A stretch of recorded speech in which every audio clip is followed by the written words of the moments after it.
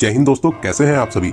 भोले बाबा के सभी प्यारे भक्तों को हर हर महादेव। दोस्तों, इस टाइम मैं आया हूं केदारनाथ धाम में भगवान भोलेनाथ के दर्शन करने के लिए। श्री केदारनाथ बाबा के दर्शन करने के लिए लोग देश और विदेश से बड़ी संख्या में इस टाइम केदारनाथ धाम आ रहे हैं। तो दोस्तों, आज के इस खास वीडियो में मैं आपको केदारनाथ की यात्रा और दर्शन की संपूर्ण जानकारी बताने वाला हूँ। अगर आप भी श्री केदारनाथ जी की यात्रा का प्लान बना रहे हैं तो ये वीडियो आपके लिए बहुत ही ज्यादा हेल्पफुल रहेगा। इस वीडियो में हम लोग जानेंगे कि आप यहाँ तक कैसे पहुंचेंगे, यहाँ पर रुकने के लिए आपको होटल कहाँ पर लेना चाहिए, यात्रा कैसे और कब शुरू करना अच्छा रहता है, रास्ते में खाने पीने की क्या व्यवस्था है, आपको रजिस्ट्रेशन कैसे करना रहेगा, इस पावन यात्रा को पूरा करने में कितना बजट लग सकता है और इस यात्रा से जुड़ी हर एक छोटी बड़ी जानकारी आपके साथ में शेयर करूंगा। तो एक बार इस वीडियो को पूरा जरूर देखें जिससे आपको कंप्लीट इन्फॉर्मेशन मिल सके। तो चलिए दोस्तों, आज मेरे साथ करिए श्री केदारनाथ जी की पावन यात्रा। तो चलिए शुरू से शुरू करते हैं। हम लोगों की यात्रा शुरू होती है ऋषिकेश से। आप ऋषिकेश से बस, sharing taxi, private car, tour package के माध्यम से आराम से सोनप्रयाग तक आ सकते हैं। सबसे पहले बात करते हैं बस की। बस आपको ऋषिकेश के सरकारी बस स्टैंड से मिल जाएगी। दोस्तों, आप अपने शहर से ऋषिकेश तक बाई ट्रेन बड़े आराम से आ सकते हैं। आप कोशिश करिए कि ऋषिकेश शाम 4 से 5 बजे तक आ जाइए और तुरंत ही सोनप्रयाग वाली बस की बुकिंग कर लीजिए, क्योंकि ज्यादा भीड़ भाड़ होने पर आपको सीट मिलना मुश्किल हो जाती है। इसलिए आप सबसे पहले अपनी सोनप्रयाग वाली बस की बुकिंग कर लीजिए। इस 205 किलोमीटर दूरी के लिए आपसे 500 रुपए का चार्ज करते हैं। बस आपको सुबह 3:30 बजे, 4 बजे, 4:30 बजे, 5 बजे और लास्ट बस आपको 8 बजे तक मिलती है। आप 4:30 बजे या 5 बजे वाली बस की बुकिंग करिए, जिससे आप आराम से सोनप्रयाग टाइम से पहुंच जाएं। अगर आप शेयरिंग टैक्सी से जाना चाहते हैं तो टैक्सी भी आपको बस स्टैंड के सामने से ही मिल जाती है। इसमें 1200 से 1500 रुपए का चार्ज करते हैं। वहीं आप अगर प्राइवेट टैक्सी करके जाना चाहते हैं, बस स्टैंड के पास में ही टैक्सी स्टैंड बना हुआ है, जिसमें आपसे आने जाने का 12,000 रुपए चार्ज करते हैं। वहीं आप अगर सिर्फ सोनप्रयाग तक जाना ही चाहते हैं तो इसके लिए आपसे 6,000 से 7,000 रुपए लिए जाते हैं। वहीं दोस्तों, अगर आप टूर पैकेज के माध्यम से अपनी यात्रा को पूरा करना चाहते हैं तो टूर पैकेज वाले आपसे 18,000 से 22,000 रुपए तक का चार्ज करते हैं और इसमें 2 दिनों तक के लिए होटल भी इंक्लूड रहता है। आप चाहें तो टूर पैकेज से चले जाइए या आप चाहें तो बस के माध्यम से भी बहुत ही आराम से सोनप्रयाग तक पहुंच सकते हैं। अगर दोस्तों आप अपनी खुद की कार से यहाँ तक जाना चाहते हैं तो यहाँ तक के लिए ये भी एक अच्छा तरीका रहता है। और अगर आप इस यात्रा को बाइक या स्कूटी के माध्यम से पूरा करना चाहते हैं तो आपको ऋषिकेश बस स्टैंड के पास में बहुत से एजेंट वाले मिल जाएंगे। आप उनसे स्कूटी या बाइक रेंट पे ले सकते हैं। स्कूटी के रेंट की बात करें तो 800 से 1,000 रुपए पर डे के हिसाब से आपको स्कूटी मिल जाती है। पेट्रोल इसमें अलग से डलाना रहता है। वहीं दोस्तों, अगर आप बुलेट लेना चाहते हैं तो 1500 रुपए तक में आपको एक दिन के लिए बुलेट भी मिल जाएगी। आप अपने टूर प्लान के हिसाब से उतने दिनों के लिए बाइक रेंट पे ले सकते हैं। अगर आप हरिद्वार से यात्रा को शुरू करना चाहते हैं तो आप टूर पैकेज या ऑनलाइन बस की बुकिंग करके ही हरिद्वार से जा सकते हैं। बहुत से बस एजेंट ऑनलाइन बस की बुकिंग करते हैं जिसमें आपसे 900 से 1,000 रुपए का चार्ज करते हैं। लेकिन अगर आप सरकारी बस से यात्रा करना चाहते हैं तो आपको अपनी यात्रा को ऋषिकेश से ही शुरू करना चाहिए। दोस्तों, ऋषिकेश बस स्टैंड के सामने बहुत से होटल बने हुए हैं। आप यहाँ पर रुक सकते हैं। यहाँ पर होटल की रेट की बात करें तो 500 से स्टार्टिंग हो जाती है। 800 और 1,000 में आपको बहुत ही अच्छा सा 4 बेड का रूम मिल जाएगा। यहाँ पर रूम लेने से आप सुबह 4 बजे बहुत ही आराम से बस स्टैंड तक पहुँच सकते हैं। तो चलिए, सुबह 4:30 बजे वाली बस से हम लोग अपनी यात्रा को शुरू करते हैं। करीब 2 घंटे की यात्रा करने के बाद में 70 किलोमीटर की दूरी पूरा करके अब हम लोग पहुंच चुके हैं देवप्रयाग। देवप्रयाग में आप पवित्र अलकनंदा और भागीरथी नदी का संगम देख सकते हैं। यहीं से मां गंगा अपने रूप में आकर आगे की ओर बढ़ती हैं। फिर हम लोगों का अगला मेन स्टॉपेज आता है श्रीनगर। श्रीनगर में हम लोग कुछ देर रुकेंगे, यहाँ पर खाएंगे पिएंगे और फिर हम लोग बढ़ेंगे आगे। आगे हम लोग माताधारी देवी जी के दर्शन भी कर सकते हैं। अगर आप अपनी प्राइवेट कार से आ रहे हैं तो यहाँ पर रुक के माताधारी देवी जी के दर्शन जरूर करिए। आपको यहाँ पर दर्शन करके बहुत ही ज्यादा अच्छा लगेगा। फिर हम लोग आगे की यात्रा करते हुए रुद्रप्रयाग को पार करेंगे। फिर तिलवाड़ा, अगस्त्यमुनि, कुंड, गुप्तकाशी होते हुए हम लोग पहुंचेंगे फाटा और फिर कुछ ही घंटों की यात्रा करके हम लोग पहुंच जाएंगे सीतापुर। सीतापुर में ही बस स्टैंड बना हुआ है, यहीं पर बस आपको ड्रॉप कर देती है। फिर सीतापुर से सोनप्रयाग की दूरी मात्र 1 किलोमीटर रह जाती है, जिसे आप पैदल यात्रा करके पूरा कर सकते हैं। सीतापुर में पार्किंग भी बनी हुई है। अगर आप खुद की कार से आना चाहते हैं तो सीतापुर में अपनी गाड़ी को पार्क कर सकते हैं। दोस्तों, सोनप्रयाग में भी मल्टी लेयर पार्किंग बनी हुई है। बहुत ज्यादा भीड़ होने पर जाम और हाउसफुल आपको मिलता है, तो आप कोशिश करिए कि सीतापुर में ही अपनी कार को पार्क कर दें। ऋषिकेश से करीब 7 से 8 घंटे का सफर पूरा करके अब हम लोग पहुंच चुके हैं सोनप्रयाग। चलिए, अब हम लोग बात करते हैं कि हम लोगों को कहां पर रुकना चाहिए। आप सोनप्रयाग में अपना स्टे कर सकते हैं। सोनप्रयाग मार्केट में आपको बहुत से होटल मिल जाएंगे, लेकिन यहाँ पर होटल के रेट थोड़े से हाई रहते हैं। डबल बेड आपको 2500 रुपए, ट्रिपल बेड आपको 3,000 रुपए और 4 बेडेड रूम की बात करें तो लगभग आपको 4,000 से 4,500 रुपए में मिलता है। वहीं दोस्तों, अगर आप बजट टूर कर रहे हैं तो आप डोरमेट्री में भी रुक सकते हैं। मात्र 500 रुपए में आपको डोरमेट्री मिल जाएगी। यहीं पर आपको क्लॉक रूम की फैसिलिटी भी मिल जाती है। 100 रुपए में पर बैग आप 48 घंटे के लिए यहाँ पर रख सकते हैं। अगर आप चाहें तो सीतापुर में भी होटल ले सकते हैं। वहाँ भी होटल्स के रेट लगभग यही ही रहते हैं। दोस्तों अगर आप चाहें तो गौरीकुंड में भी स्टे कर सकते हैं, लेकिन गौरीकुंड में होटल्स की फैसिलिटी ज्यादा नहीं है। सोनप्रयाग में आपको होटल की फैसिलिटी ज्यादा मिलेंगी। सोनप्रयाग से गौरीकुंड की दूरी 6 किलोमीटर रहती है। आगे यहाँ तक कैसे पहुंचेंगे इसकी भी पूरी जानकारी आपको बताऊंगा। दोस्तों सोनप्रयाग में होटल लेने के बाद में रात में हम लोग अपने होटल में आराम करेंगे और सुबह 3 बजे सबसे पहले हम लोग लाइन में लग जाएंगे। और आप जितना लेट होते जाएंगे उतनी ही लंबी लाइन में आपको लगना रहेगा, तो आप कोशिश करिए कि सुबह 3 से 4 बजे उठकर लाइन में लग जाइए। दोस्तों सोनप्रयाग से गौरीकुंड तक बुलेरो चलती है। आप इस बुलेरो की हेल्प से गौरीकुंड तक पहुंच सकते हैं। इसमें आपको 50 रुपए पर पर्सन का चार्ज देना रहता है। अगर आप जल्दी लाइन में लग जाते हैं तो बहुत ही जल्दी आपको बुलेरो मिल जाएगी, वरना आपको 3 से 4 घंटे भी लग सकते हैं। बुलेरो की यात्रा करके आप आराम से गौरीकुंड तक पहुंच सकते हैं। दोस्तों आप सोनप्रयाग से गौरीकुंड तक घोड़े के माध्यम से भी जा सकते हैं। इस 5 किलोमीटर की दूरी के लिए आपसे 1000 रुपए का चार्ज करते हैं। वहीं आप सोनप्रयाग से डायरेक्ट केदारनाथ बेस कैंप तक अगर घोड़े से जाना चाहते हैं तो इसके लिए आपको 3200 रुपए का चार्ज देना रहता है। लेकिन दोस्तों जो लोग घोड़े से यात्रा करते हैं उसमें से 99% गौरीकुंड से ही लोग घोड़ा खच्चर, पालकी या बास्केट के माध्यम से केदारनाथ तक जाते हैं। तो चलिए बुलेरो की यात्रा करके अब हम लोग पहुंच चुके हैं गौरीकुंड। गौरीकुंड से ही हम लोगों की 16 किलोमीटर की पैदल यात्रा शुरू होती है। गौरीकुंड में आप पवित्र कुंड में स्नान कर सकते हैं। यहाँ पर गौरी माता का प्राचीन मंदिर भी स्थापित है। आप यहाँ पर दर्शन करके अपनी इस पावन यात्रा को शुरू कर सकते हैं।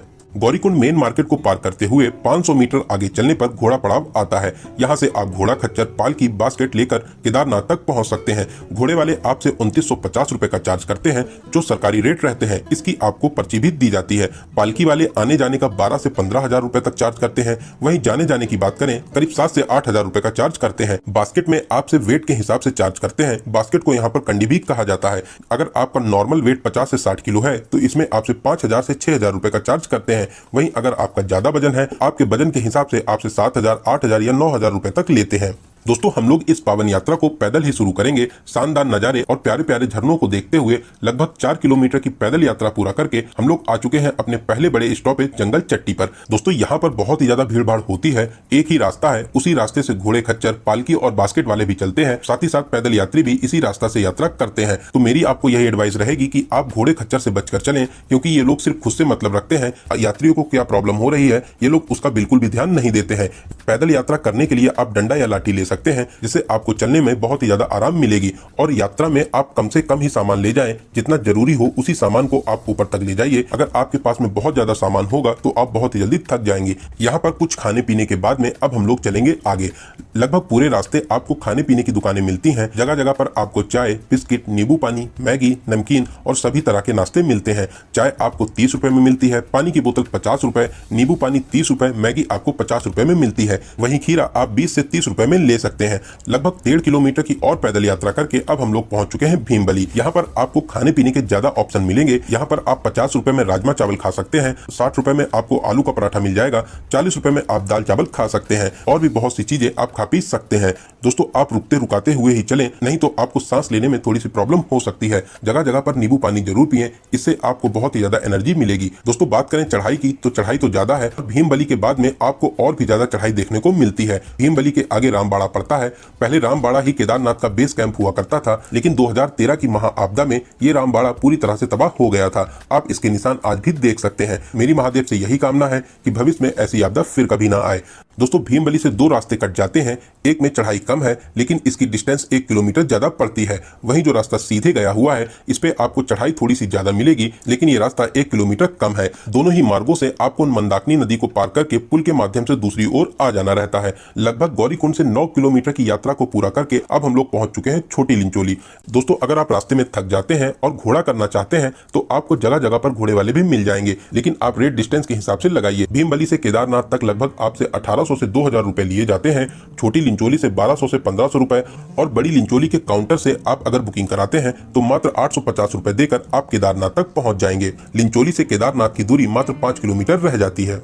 लिंचोली के आगे का रास्ता बेहद शानदार रहता है। आपको बर्फ के बीच से होते हुए आगे की चढ़ाई करनी रहती है।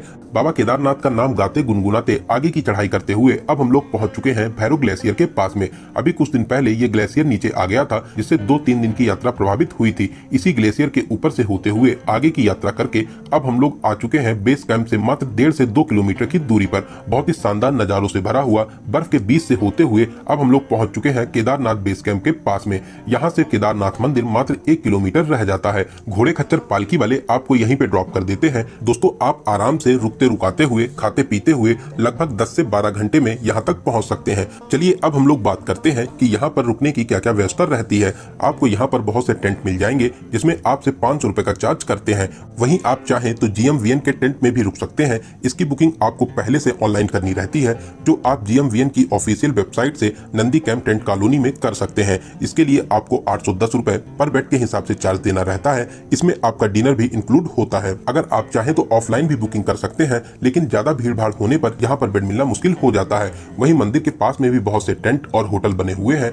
आपको नॉर्मल टेंट में 500 से 800 रुपए का चार्ज किया जाता है। वहीं दोस्तों होटल की बात करें तो यहाँ पर होटल के रेट बहुत ही ज्यादा हाई रहते हैं, जो 10,000, 15,000, यहाँ तक 20,000 तक के हो सकते हैं। यहाँ पर रुकने के लिए जो बेस्ट ऑप्शन रहता है वो रहता है GMVN के टेंट। आप टेंट में आराम से रुक सकते हैं। दोस्तों यहाँ पे टेम्परेचर हमेशा माइनस में रहता है। यहाँ पर आपको गर्म पानी मिलना बहुत ही मुश्किल रहता है, लेकिन कहीं कहीं पर आपको टेंट में 100 रुपए पर बाल्टी के हिसाब से गर्म पानी मिल भी जाता है। दोस्तों मंदिर से 500 मीटर पहले ही हेलीपैड बना हुआ है। अगर आप हेलीकॉप्टर से यात्रा करना चाहते हैं तो आप IRCTC के ऐप से बुकिंग कर सकते हैं, या आप heliyatra.irctc.co.in की वेबसाइट से ऑनलाइन बुकिंग कर सकते हैं। दोस्तों आप यहाँ पहले से ही बुकिंग करके आए, क्योंकि ऑफलाइन टिकट मिलना बहुत ही ज्यादा मुश्किल रहता है। बहुत से एजेंट आपसे यहाँ पर 10,000, 20,000, 30,000 रुपए मांगते हैं कि आपकी ऑफलाइन बुकिंग करा देंगे, लेकिन दोस्तों आप अपनी रिस्क पर ही इनको पैसे दें। मेरी आपको यह एडवाइस रहेगी, आप किसी को भी एक भी रुपए ना दीजिएगा, वरना आपके पैसे डूब जाएंगे। गुप्त काशी से केदारनाथ बेस कैंप तक 3,870 रुपए, आने और जाने दोनों साइड के लिए 7,740 रुपए का टिकट पड़ता है। फाटा से 2,750 रुपए और दोनों साइड का 5,500 रुपए लिया जाता है। सिरसी से एक साइड का 2,469 रुपए और दोनों साइड का 5,498 रुपए का टिकट लगता है। दोस्तों आप अपनी यात्रा के हिसाब से स्लॉट बुक कर सकते हैं। मेरी आपको यह एडवाइस रहेगी कि आप ऑनलाइन ही टिकट बुक करके आए, वरना आपको यहाँ पर बहुत ज्यादा प्रॉब्लम मिलेगी। दोस्तों एक प्यारा सा टेंट लेके आप अपना उसमें सामान रख दीजिए। अगर आप चाहें तो शाम को मंदिर पर होने वाली आरती में भी शामिल हो सकते हैं। दोस्तों रात में अपने टेंट में आराम करेंगे। सुबह जितना जल्दी हो सकेगा उतना जल्दी उठकर 3 बजे, 4 बजे या 5 बजे लाइन में लग जाएंगे। दोस्तों आप जितना जल्दी लाइन में लगेंगे उतना ही आराम और जल्दी आपको दर्शन करने को मिलेंगे। तो चलिए दोस्तों अब हम लोग लगेंगे लाइन में। दूर से ही बाबा केदारनाथ का प्यारा सा मंदिर दिखाई देता है, जिसको देखकर आपको बहुत ही ज्यादा शांति और सुकून मिलेगा। दोस्तों अगर सच में कहीं पर स्वर्ग है तो बस यही है, यही है। आपको लगेगा कि आप सच में स्वर्ग में इस समय मौजूद है। दोस्तों बहुत ही प्यारा स्थान है। आप बहुत ही जल्दी प्लानिंग बनाकर यहाँ पर दर्शन करने जरूर आइए। लाइन में लगकर आगे बढ़ेंगे, हर हर महादेव का जाप करते हुए मंदिर में प्रवेश करेंगे, बाबा जी के दर्शन करेंगे। दोस्तों आप बहुत ही ज्यादा किस्मत वाले हैं जो भोलेनाथ ने आपको अपने स्थान पर बुलाया है। महादेव आपकी सभी मनोकामनाओं को जरूर पूरा करेंगे। दोस्तों कमेंट बॉक्स में हर हर महादेव, जय श्री केदारनाथ जरूर लिखें। मंदिर में दर्शन करने के बाद में मंदिर के पीछे भीमशिला के दर्शन जरूर करें। महा आपदा आने पर यह विशाल पत्थर मंदिर के पीछे आकर रुक गया था। इस पत्थर की वजह से बाढ़ का पानी 2 दिशाओं में बढ़ गया था। मंदिर को जरा सा भी नुकसान नहीं हुआ, लेकिन ये मंदिर के आसपास जितने भी होटल और मार्केट बनी थी सब कुछ तबाह हो गई। आप इसी से भगवान के होने का अंदाजा लगा सकते हैं। मंदिर को जरा सा भी नुकसान नहीं हुआ, लेकिन मंदिर के आसपास जितना कुछ था वो सब ताश के पत्तों की तरफ बह गया। दोस्तों आप इस भीमशिला के दर्शन जरूर करें। अब मंदिर प्रांगण को और भी विशाल और सुंदर बनाया जा रहा है। साथ ही साथ बहुत से विकास कार्य यहाँ पर लगातार हो रहे हैं। मंदिर में दर्शन करने के बाद में आप भैरव बाबा के दर्शन करने भी जा सकते हैं, जो 1 किलोमीटर चढ़ाई करके भैरव घाटी पर भैरव बाबा का मंदिर बना हुआ है। आप यहाँ पर भी दर्शन करने जा सकते हैं। दर्शन करने के बाद में अगर आप कुछ खाना पीना चाहते हैं तो पास में ही होटल और रेस्टोरेंट बने हुए हैं, जहाँ पर आपको बहुत ही अच्छे रेट पर खाना मिलता है। आप यहाँ पर नाश्ता पानी करिए। अगर आप चाहें तो यहाँ पर खाना पीना भी कर सकते हैं। दोस्तों मंदिर प्रांगण में कुछ समय देने के बाद में अब आप चाहें तो वापसी की यात्रा कर सकते हैं। वापसी में आपको लगभग 5 से 6 घंटे की यात्रा करके आप आराम से नीचे आ जाएंगे। तो चलिए दोस्तों अब हम लोग बात करते हैं कि आपको कौन सा जरूरी सामान अपने साथ जरूर लाना है। दोस्तों यहाँ पर बहुत ही ज्यादा सर्दी होती है, टेम्परेचर हमेशा माइनस में रहता है, इसलिए आपको सभी प्रकार के गर्म कपड़े जरूर लाने हैं। आप अपने साथ cap, gloves, muffler, jacket, sweater, shoes, socks, inner और इनर लेगी अपने साथ जरूर लाइए। यहाँ पर मोबाइल चार्जिंग की कोई भी फैसिलिटी नहीं मिलेगी, इसलिए आप अपने साथ पावर बैंक जरूर लाएं। साथ ही साथ रेनकोट, अम्ब्रेला और खाने पीने के लिए ड्राई फ्रूट्स और अपने साथ टॉर्च लेकर जरूर आए। दोस्तों ये सारा सामान आप अपने साथ जरूर लाइए। इन सभी सामान से आपको बहुत ही ज्यादा आराम मिलेगी। दोस्तों कुछ विशेष बातें आपको ध्यान में रखना चाहिए। केदारनाथ में मौसम कभी भी बदल जाता है और यात्रा रोक दी जाती है, तो आप एकदम भी परेशान ना हो। नेक्स्ट मॉर्निंग या कुछ घंटों के बाद में यात्रा फिर से शुरू हो जाती है। आप परेशान होकर वापस लौटने का बिल्कुल भी ना सोचें। जहां पर भी आप हैं वहीं पर आराम से रुकिए। बाबा केदारनाथ की यात्रा बहुत ही जल्दी शुरू हो जाती है। तो चलिए अब हम लोग बात करते हैं कि इस पावन यात्रा को पूरा करने में आपको कितने दिनों का प्लान बनाना चाहिए। दोस्तों आप 5 से 6 दिन में बहुत ही अच्छे तरीके से इस पावन यात्रा को पूरा कर लेंगे, लेकिन आप एक दिन एक्स्ट्रा लेकर चलिए। अगर आपकी यात्रा एक दिन के लिए प्रभावित होती है तो उस एक्स्ट्रा दिन में आप आराम से अपनी यात्रा को पूरा कर लें। तो आप 6 से 7 दिन का प्लान बनाइए। इन 6 से 7 दिनों में आप बहुत ही अच्छे तरीके से इस यात्रा को पूरा कर सकेंगे। दोस्तों अगर आप केदारनाथ जी की यात्रा करने के बाद में बद्रीनाथ भी जाना चाहते हैं तो सीतापुर बस स्टैंड से सुबह 4 बजे से 9 बजे तक आपको बस मिल जाएगी। आप आराम से बद्रीनाथ भी जा सकते हैं। दोस्तों अब बात करते हैं सबसे जरूरी क्वेश्चन की, बजट की। कितने बजट में आप इस पावन यात्रा को पूरा कर लेंगे। दोस्तों अगर आप पैदल यात्रा करते हैं तो आप मान के चलिए कि इस पूरी यात्रा को 6000 से 7000 रुपए में बहुत ही अच्छे तरीके से पूरा कर लेंगे। तो इस बजट में आपका ट्रेन का किराया, ऋषिकेश से आने जाने का बस प्लस होटल, केदारनाथ में टेंट, खाना पीना इंक्लूड रहता है। वहीं दोस्तों अगर आप घोड़े या पालकी से अपनी यात्रा को पूरा करना चाहते हैं और प्राइवेट टैक्सी करके सोनप्रयाग तक आते हैं, फिर जैसा आपका बजट हो उस हिसाब से अपनी यात्रा को पूरा कर सकते हैं। लेकिन दोस्तों अगर आप पैदल यात्रा करते हैं तो आप मान के चलिए कि 6000 से कम में भी आप अपनी इस पावन यात्रा को पूरा कर लेंगे। तो दोस्तों यहाँ पर मैंने आपको केदारनाथ जी की यात्रा से रिलेटेड हर एक छोटी बड़ी जानकारी को बहुत ही सही और अच्छे तरीके से बताने की पूरी कोशिश की है। मैंने सभी क्वेश्चंस को कवर करने की पूरी कोशिश की है। अगर आपके फिर भी कोई क्वेश्चन रह जाते हैं तो आप हमें कमेंट के माध्यम से पूछ सकते हैं। बहुत ही जल्दी आपके कमेंट का रिप्लाई दिया जाएगा। अगर आपके वीडियो से रिलेटेड कोई भी सुझाव हो तो आप हमें जरूर बताएं, अगले वीडियो में उसको जरूर शामिल किया जाएगा। दोस्तों आपको ये वीडियो कैसा लगा और आप इस वीडियो को कहाँ से देख रहे हैं, प्लीज कमेंट बॉक्स में जरूर बताइएगा। अगर ये वीडियो आपको हेल्पफुल लगी हो तो वीडियो को लाइक जरूर करें, साथ ही साथ अपने फ्रेंड्स और रिलेटिव्स में जरूर से जरूर शेयर करें। आप किसी और दूसरे वीडियो में खो जाएं उससे पहले चैनल को सब्सक्राइब करके बेल आइकन को जरूर प्रेस करें। तो चलिए दोस्तों अब मिलते हैं किसी ऐसे ही इंफॉर्मेटिव वीडियो में। तब तक आप अपना और अपने परिवार का बहुत ज्यादा ख्याल रखें। आपकी यात्रा सफल, सुगम और मंगलमय हो। जय हिंद, जय भारत, हर हर महादेव, जय श्री केदार।